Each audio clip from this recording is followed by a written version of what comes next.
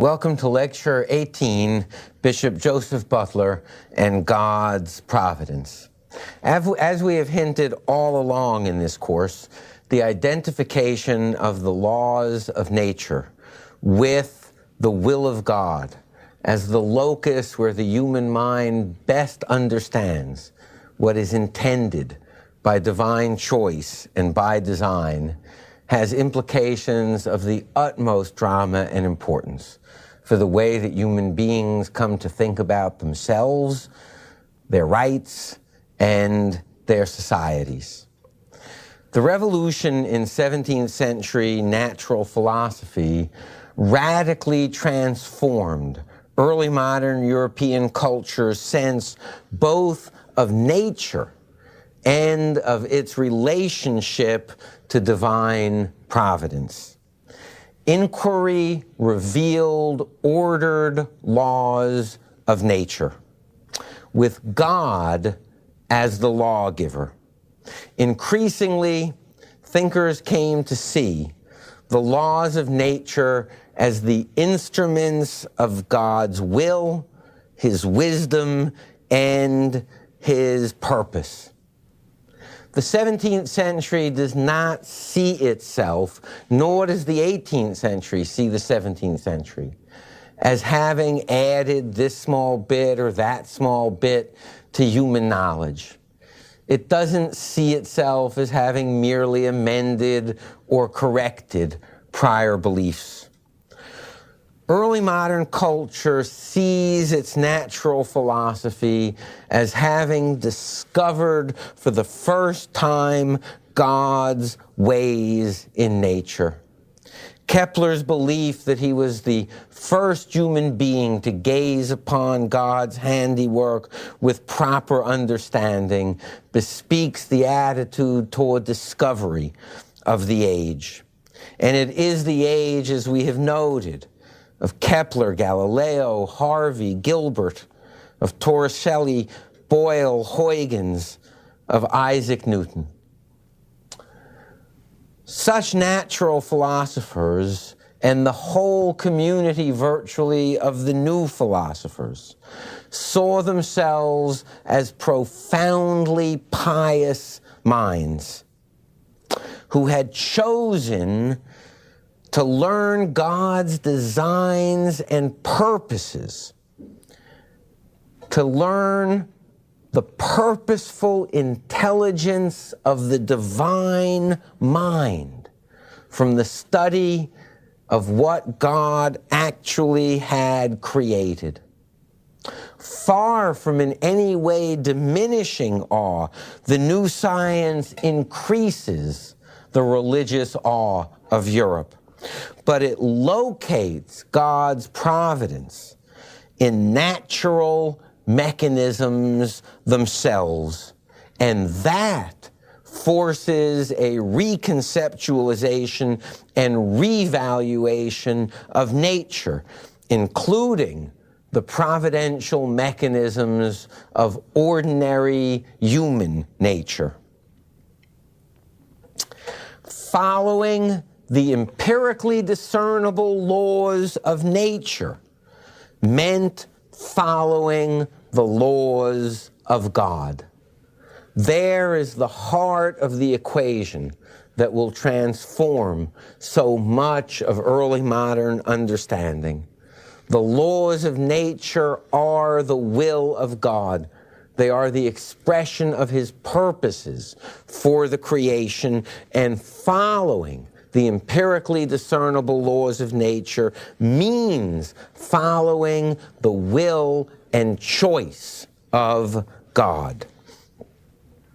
In moral philosophy and moral theology, this has a profoundly dramatic and revolutionary effect, validating precisely physical and secular pleasure as the happiness that we had the right from God to seek.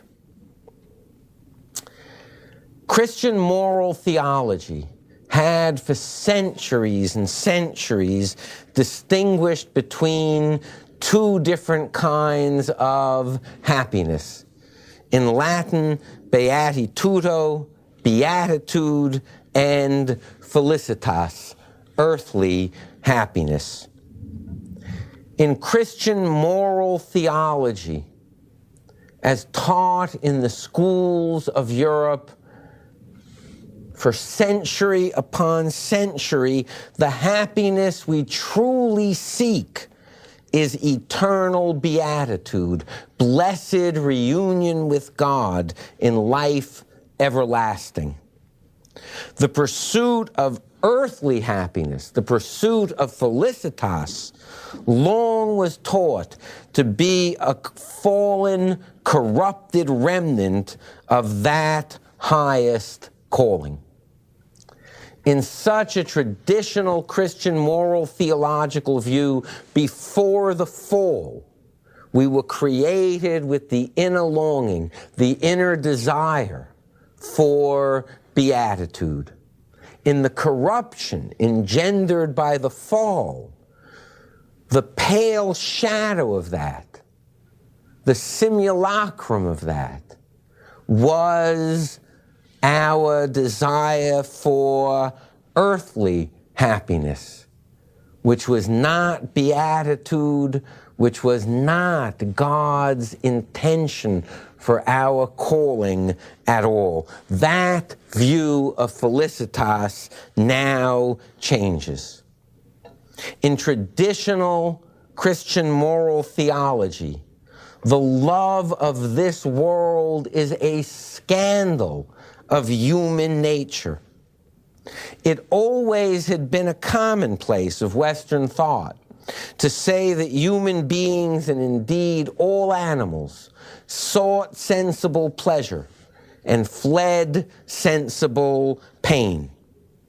Given the distance between that goal, earthly pleasure, the flight from earthly pain, and the goal of eternal union with God, the governance of mankind by the pursuit of natural secular pleasure and the flight from natural secular pain, was, if ever a primary goal, the mark of our sin and of our distance from God and of our inability to fulfill the true divinely inspired calling of our being. To the extent that the pursuit of pleasure and flight from pain governed our lives, it indicated that we had not raised ourselves or been raised by God to a higher level of being. It is in that context that one has to understand the drama of the validation of earthly happiness. In the light of the new philosophy of the 17th century, such an evaluation of felicitas, of earthly pleasure, was thoroughly rethought if the laws and mechanisms of nature were the agencies of divine intention. And if it were a law of nature and a governing mechanism that all living creatures, including human beings, sought earthly pleasure and fled earthly pain, then it followed that the pursuit of such pleasure was nothing less than the divinely ordained end of human life. What could be more self-evident? And thus, the commonplace observation that we sought pleasure and fled pain now became an understanding of the very mechanism whereby the will of God was fulfilled. The pursuit of happiness was what God Himself had chosen for us. And if God had chosen for us the pursuit of happiness, then it was manifest and obvious that God had joined that pursuit of happiness with the good. with virtue. What that meant was, if we followed nature, we should at one and the same time seek and secure our happiness, be virtuous, and satisfy divine intention. But there are a few terms more equivocal, more ambiguous, that have more multiple meanings than the term nature. And there are, at least for our purposes, three very different models and locations of the nature that we are to judge as created providentially by God. There is nature as anything that we observe by our senses, the empirical, whatever is in the empirical world. And there, nature simply means not supernatural. There is nature as the common course of things, the statistical norm. And there is nature as the nature of something, the created nature of something, its essence, that which makes it uniquely what it is. This ambiguity in the term nature can be a source of great confusion because the same author may use the term in more than one way, and because these meanings may overlap. Nonetheless, these distinctions allow us to understand the pious meaning that the 18th century will adopt of following nature. The first, we noted, is nature as anything empirically observed. And that is really without moral content. It is a distinction between the natural and the supernatural. From such a model, all things and phenomena that are not supernatural are natural. So, for example, if we take our person from the tropics who sees ice for the first time and says, it's a miracle, it's a supernatural event, we say, oh, no, ice is completely natural. If after drought someone says, oh, this rain is a supernatural blessing, we might respond, no, this rain is a natural event. There's one meaning of nature. Another, nature as the statistical norm. And this meaning might have moral content, but it would be dangerous for Christian moral theology if the statistical norm became the ethical norm. So from such a model, if we want to look at the virtue of such a model, it is natural for parents to care for their children. But all we mean there is it is statistically the more common pattern. And it would be unnatural, even if empirically observed, for parents to abandon their children or kill their children because it is statistically so far from the norm. So there, if someone says, he killed his own son, and I say, that's unnatural, and someone says, no, it wasn't a miracle, right? You see how the meanings begin to blend. When I say there it's unnatural, I mean it is statistically rare. But look at our species. We can be so selfish, unthinking, impulsive, rash, self-destructive. That well might be the statistical norm. And it is not merely following the statistical norm, whatever it is that most people do, that is deemed to be following nature. Rather, when the 18th century talks about following human nature in its quest for well-being, pleasure, happiness, its flight from pain, it means following that nature that was given to us by our Creator that distinguishes us from all other things.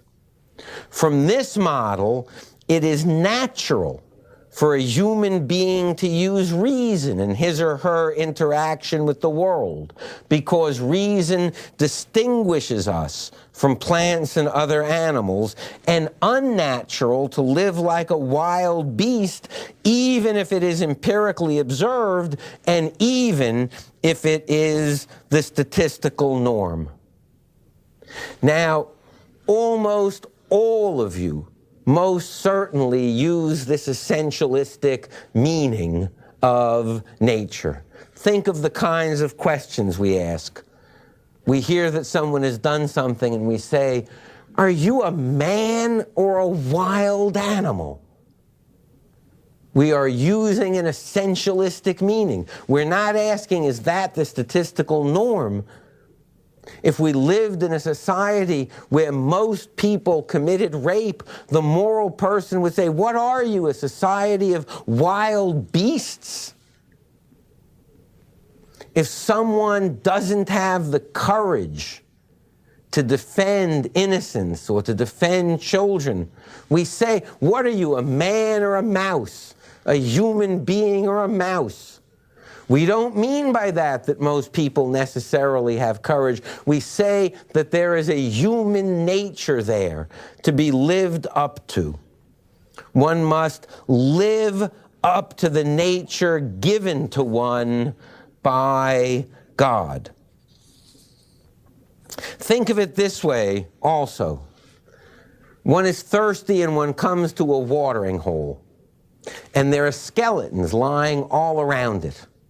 And one thinks the way a wild animal thinks. Thirst, water, satisfy my thirst. One drinks and one dies of whatever the toxin was that killed everything else that accounted for the skeleton. Wild animals might live that way, but we as human beings pursue our happiness with reason. We do not act rashly and impulsively when we live up to, when we follow our nature. We are creatures of reason. We are creatures of conscience. We don't steal from the weak and helpless and fulfill our nature. Someone who does that is asked the question, "What are you, a human being or a wild animal?" Meaning we have a nature to live up to. In that sense, Bishop Joseph Butler, the leading moral theologian of the Church of England, the leading moral theologian of the English-speaking Protestant world in the 18th century, a man noted for his piety, bishop in the English Church, confessor to the Queen, person who gives the lectures at Oxford on moral theology, a man who has offered the primacy of the Church of England, the position of Archbishop of Canterbury, and turns it down to remain in his diocese as Bishop of Durham. Bishop Joseph Butler, the leading moral theologian of the Church of England, used the essentialistic model of human nature in his celebrated 15 sermons on humane nature to argue that before and independent of Christian revelation, our natural knowledge and the ordinary tendencies of our human nature lead us to virtue. Now, to know what that nature is, one must engage in empirical analysis. We must examine and analyze our purposeful design to know our nature. Imagine that a box of watches falls off a cargo ship and floats ashore on an 18th century South Pacific island. People think, oh, this is a good weapon, and use it that way. Or this is a good medium of exchange, and use it that way. Or this is a good toy, and use it that way. But then one day a wise man on that island opens the watch and says, look, there's an interrelationship among the parts. This watch is constructed in such a way that it can do something, record the passage of time. That's the real nature of the watch. However people use it, that is the real created nature of the watch. We can do the same with our human nature. Because essence, what we really are, is independent of use. What use we make of our nature. And our essence is to pursue happiness, but to pursue it as human beings. That is to say, governed naturally by reason and by conscience. When thirsty human beings living up to their nature do not drink from the water hole near which they observe skeletons, nor do they steal their drink from a child. Happiness does not lie that way. In fact, God has so made the world that if one lived that way, one dies or one becomes an object of hatred and isolation in the world in which one finds oneself. Given the reality of divine design, we know that the pursuit of secular happiness to which our nature impels us will lead us, when it is governed by reason and conscience, to the good, for it is all under the governance of God. Thus, Butler explicitly and bitter rejects the gloomy view of human nature held by Calvin and Hobbes. Now you know where the name of the cartoon comes from. The gloomy view of human nature held by Calvin and Hobbes, both of whom, for Butler, denigrate the wisdom, the beauty, the purposefulness of God's creation. And Butler argues that self-love that motivates us, self-love is good, and that benevolence and self-love are not in conflict. Look at Scripture, Butler says. It tells us to love our neighbor as ourself. If it were true Christian doctrine that we were to hate ourselves, then the command to love our neighbor as ourselves would be a command to hate our neighbor. Scripture and nature teach us the same lesson. We are made to love ourselves. Why else would we be invited to love our neighbor as ourselves? And to say that we should not seek our happiness in this secular natural world was to criticize the very design of God. For Butler, the thing to be lamented, quote, the thing to be lamented is not that men have so great regard for their own good or interest in the present world, for they have not enough. End quote. There is no inconsistency whatsoever, Bishop Butler wrote, between moral duty on the one hand and self-love or self-interest on the other. That is not a deist, that is not an atheist writing. That is the leading moral theologian of the English-speaking Christian world.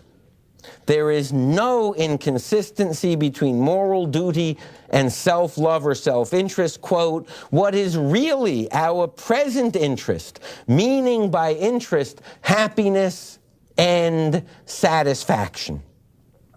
For the eminent Christian bishop, quote, "Self-love then, though confined to the interests of the present world, does in general perfectly coincide with virtue and leads us to one and the same course of life under the conduct and administration of a perfect mind," end quote.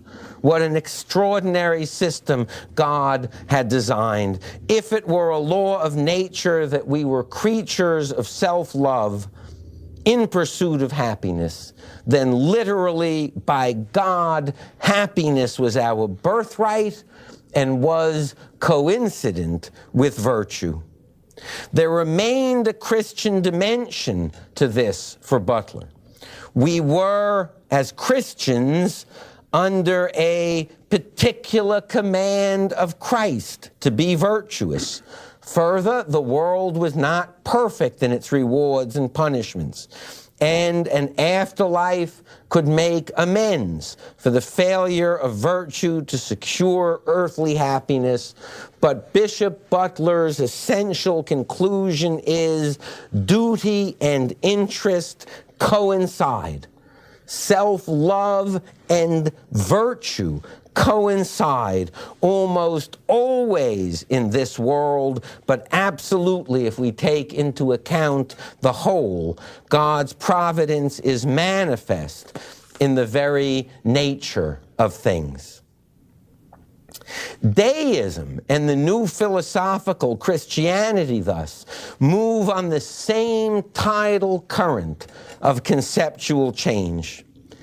Deism did not attack or alter new philosophical Christianity in its moral theology, but simply naturalized it categorically, eliminating any supernatural component whatsoever, although even here there were so many deists who believed that there must or might be a heaven to make certain that the moral equation came out correctly at the end.